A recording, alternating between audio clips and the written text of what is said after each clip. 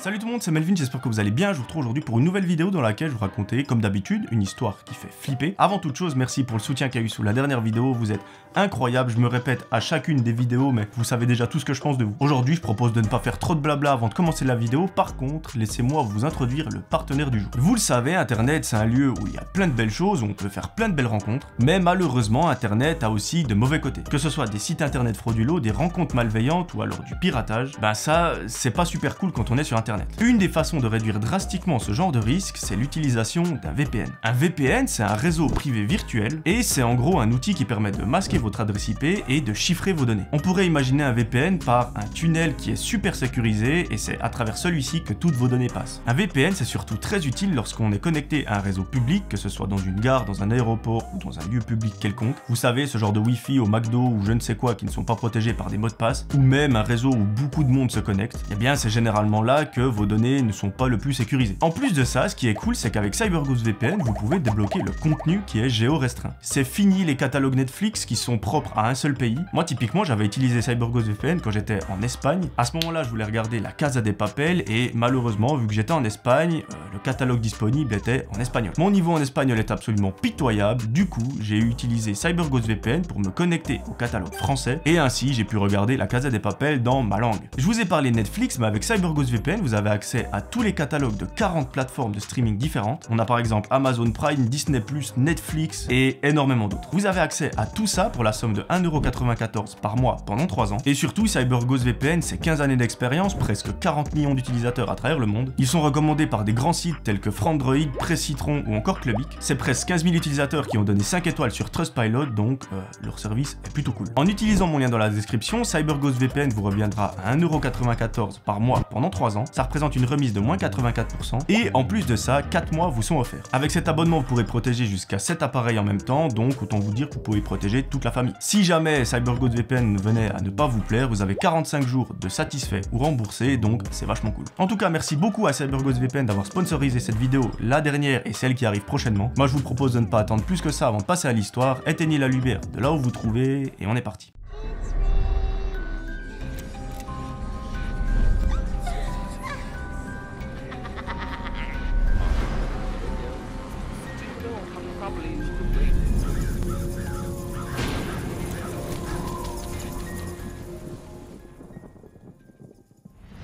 Aujourd'hui, mes amis, c'est l'histoire de Rachel. À l'époque des faits, Rachel a 23 ans, elle travaille depuis quelques années, depuis même son apprentissage, elle nous raconte qu'elle, les études, c'est pas vraiment son point fort. Cette histoire, elle se passe à un moment de sa vie où elle est en pleine transition. Tout le début de sa carrière, elle l'a passé dans une entreprise, c'est l'entreprise où elle avait effectué son apprentissage, après elle a continué d'y travailler pendant quelques années, et aujourd'hui, elle doit trouver une nouvelle boîte dans laquelle bosser. Après d'innombrables dossiers, de lettres, de CV envoyés à gauche à droite, elle obtient enfin quelques entretiens. Notre amie Rachel, elle est super contente, elle nous raconte qu'elle attendait ça depuis un très long moment. Elle avait qu'une seule peur, c'était de ne pas pouvoir trouver de job et d'être au chômage. Ça, c'est presque sa phobie, mais heureusement, elle a obtenu ces quelques entretiens. Pendant plusieurs semaines, elle se rend à ces derniers, elle les effectue avec beaucoup de facilité et arrive enfin le jour du dernier entretien. Celui-ci, il est un petit peu différent des autres parce qu'en fait, c'est l'entreprise où Rachel rêve de travailler, donc elle doit absolument mettre le paquet. Elle enfile ses plus beaux habits, elle se fait toute belle et elle arrive enfin dans les bureaux. Là, elle nous raconte que devant elle, elle a 3 personnes. Il y a une femme qui provient du service des ressources humaines, le directeur de l'entreprise et un collègue du service où elle va travailler, si elle est engagée bien évidemment. Pendant plusieurs dizaines de minutes, voire une petite heure, ces 3 personnes posent des questions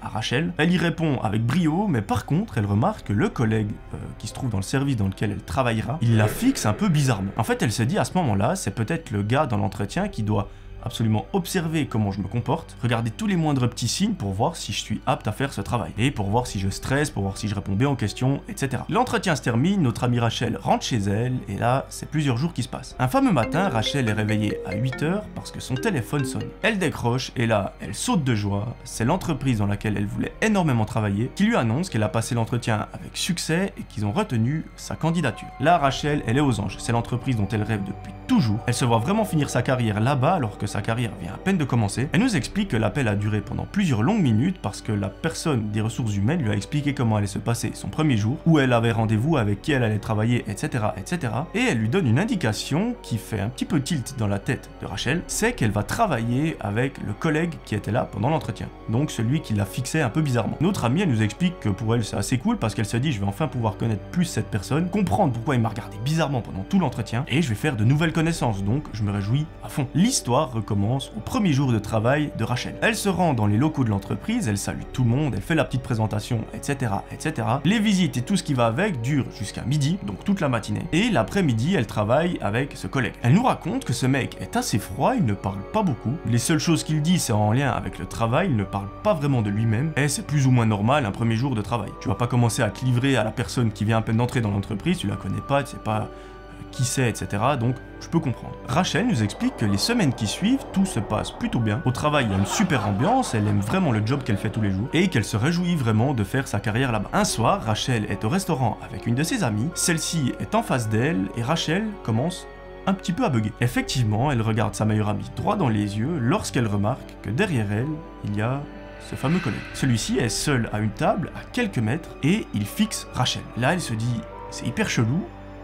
Pourquoi est-ce qu'il est en train de me fixer en plein milieu d'un restaurant, sachant que je suis avec ma meilleure amie? Rachel, gênée, elle lui fait un petit signe de la main en mode hey, « Salut, je t'ai vu, j'espère que tu vas bien ». Les deux ne se parlent pas, le gars se retourne et Rachel termine la soirée. Elle s'est dit « C'est un petit peu bizarre », mais elle n'y porte pas plus d'attention que ça. Plusieurs jours après, la mère de Rachel l'appelle pour savoir si elle peut l'accompagner pour faire des commissions. Notre amie accepte avec grand plaisir, elles prennent la voiture les deux et vont faire leur petite course. Au bout de 10 minutes à passer de rayon en rayon, Rachel remarque de nouveau que son collègue est là en train de la fixer. En fait, il est en train de la regarder tout en prenant une boisson dans le rayon, donc le mec super bizarre. Et là, notre amie décide d'en toucher un mot à sa mère. Elle lui dit, écoute maman, tu sais, j'ai commencé à travailler dans cette boîte. L'autre jour, j'étais au restaurant avec ma meilleure pote, j'ai croisé un collègue. Déjà, pendant l'entretien, il me paraissait un petit peu bizarre, mais là, il est juste à côté de nous, dans le rayon. Sa mère, elle sait pas trop quoi répondre, elle lui dit, bah écoute, on va changer de rayon, on va faire nos courses et on se barre. C'est ce qu'elles font et tout va bien. Elles arrivent à la caisse, elles payent, prennent la voiture et rentrent directement chez elles. Le lendemain matin, Rachel travaille et cette fois-ci, elle décide de toucher un petit mot à son collègue. En fait, elle va pas l'embrouiller en mode pourquoi tu me suis, etc. Elle va juste lui poser la question. Eh, tu faisais tes courses hier, c'est cool, on était en même temps. Déjà l'autre jour au restaurant, on était en même temps. Quelle coïncidence. Et puis soudain ça arrive. Oh, eh ben voyons. Elle lui dit ça, elle voit que le gars est assez mal à l'aise, mais son ton ne change pas, il reste super froid. Il lâche même un petit rire assez gênant et il continue de travailler. Rachel n'a pas obtenu plus d'informations que ça, elle continue également de travailler et à la fin de la journée, elle rentre à la maison. Tout se passe bien dans la soirée et vers minuit, elle va se coucher.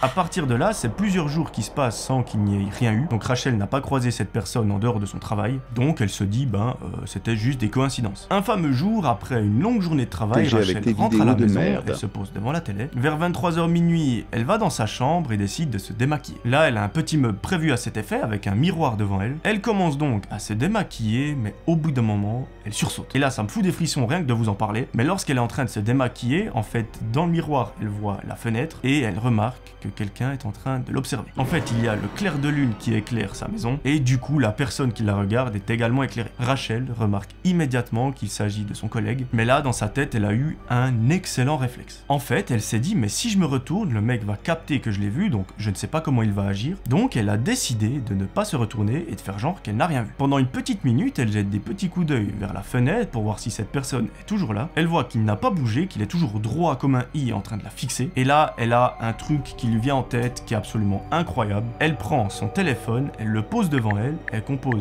le numéro de la police, tout en continuant de se démaquiller, donc pour faire genre qu'elle n'avait rien vu. Elle appelle, elle met en haut-parleur et là elle indique à la police, écoutez, il y a un de mes collègues qui est en train de me suivre depuis plusieurs jours, cette fois-ci il est carrément devant mon domicile, derrière ma fenêtre, il m'observe, donc il faut absolument que vous veniez le chercher. Donc imaginez-vous, à ce moment-là, elle est en train de parler à la police au téléphone, en haut-parleur, et son collègue qui est derrière la fenêtre, lui, il n'y voit que du feu. Il reste là pendant 10 minutes, mais malheureusement pour lui, la police arrive. Les policiers interpellent l'individu dans le plus grand des calmes, et au même moment, la mère de Rachel entre dans sa chambre. Elle est toute paniquée, elle lui dit « Mais t'as vu, il y a les flics qui sont devant la maison, ils ont arrêté un homme, qu'est-ce qui se passe ?» Et c'est là que Rachel va lui expliquer son coup de génie, elle lui dit Je sais, c'est moi qui les ai appelés. J'ai vu que ce gars me regardait dans la fenêtre, ça fait plusieurs jours qu'il me suit, je me sens pas du tout en sécurité. Donc ne t'en fais pas, ils sont là pour ce gars et c'est moi qui les ai appelés. Les policiers ont ensuite emmené cet individu au commissariat, ils lui ont posé plusieurs questions et le lendemain matin, lorsque Rachel se rend au travail, elle voit qu'il n'est plus là. C'est une petite heure après son arrivée que son chef entre dans son bureau, il lui demande « Est-ce que tu peux venir me voir ?» Et là, Rachel, c'est pas vraiment une surprise pour elle, mais son chef lui dit « Écoute, ton collègue qui apparemment t'harcelait a été viré. On a appris via la police qu'apparemment c'est pas son coup d'essai. Il a été déjà licencié de plusieurs entreprises pour harcèlement grave sur d'autres employés. Malheureusement, nous, quand on l'a engagé, on n'a pas demandé son casier judiciaire et tous ses papiers. On aurait dû, c'est notre faute, donc on tient à s'excuser. Suite à ce jour, Rachel n'a plus jamais entendu parler de ce collègue. Par contre, il y a une question qui reste. C'est comment est-ce que ce mec a pu savoir chaque fois où Rachel se déplaçait et même jusqu'à connaître son adresse? Eh bien moi, j'ai deux hypothèses. La première, c'est qu'il lui ait mis une sorte de petite puce dans son sac ou je ne sais quoi, du style un GPS en temps réel. Comme ça, il peut suivre tous ses déplacements. Si elle va au restaurant, il peut savoir à quelle adresse, à quelle heure, etc. Et ma deuxième hypothèse, c'est que tout simplement, en fait, c'est des coïncidences et que le dernier soir, lorsqu'il est allé la voir devant sa fenêtre, eh bien, il avait tout simplement cherché son adresse dans le système informatique. Je vous avoue, je suis plus du côté de la première hypothèse parce que pour moi, la deuxième, avoir deux coïncidences comme ça, surtout que le mec la fixe dans le supermarché, ça me paraît un peu bizarre. En tout cas, l'essentiel, c'est que Rachel n'ait plus jamais entendu parler de ce type, qu'elle n'ait pas été blessée ou je ne sais quoi. Elle nous raconte qu'aujourd'hui, elle se plaît énormément dans l'entreprise, tout ça l'a encore plus rapproché de ses autres collègues, parce que du coup, ils lui ont apporté leur soutien, et ça fait super plaisir à entendre. Voilà, je crois que je vous ai tout dit, j'espère que la vidéo vous aura plu. Si c'est le cas, n'hésitez pas à me le dire en commentaire. Dites-moi d'ailleurs ce que vous en pensez par rapport à mes deux petites hypothèses. Si vous en avez d'autres, n'hésitez pas à me les communiquer également. Je tiens également à remercier encore une fois CyberGhost VPN qui sponsorise cette vidéo. Je vous rappelle, en cliquant sur le lien dans la description, vous avez accès à CyberGhost VPN pour 1,94€ par mois pendant 3 ans. Ça représente une réduction de 84%, donc n'hésitez pas à foncer. Voilà, je crois que je vous ai tout dit, je vous promets de vous retrouver très vite pour une nouvelle vidéo. D'ici là, j'aimerais que vous preniez soin de vous. C'était Melvin, ciao tout le monde.